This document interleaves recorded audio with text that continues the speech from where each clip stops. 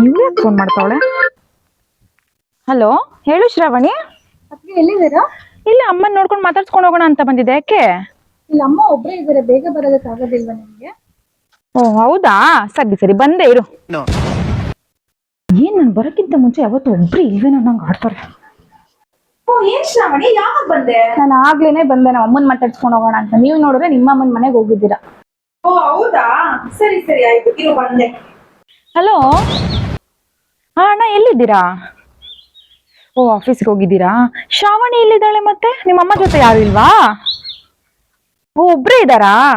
ಸರಿ ಸರಿ ಇರಿ, ಹಾಗಾದ್ರೆ ಶ್ರಾವಣಿ ಇವಾಗ್ಲೇ ಕಳ್ಸ್ಬಿಡ್ತೀನಿ. ಏನ್ ಶ್ರಾವಣಿ, ಮಾತಾಡ್ಸಿದ್ ಮುಗೀತಾ?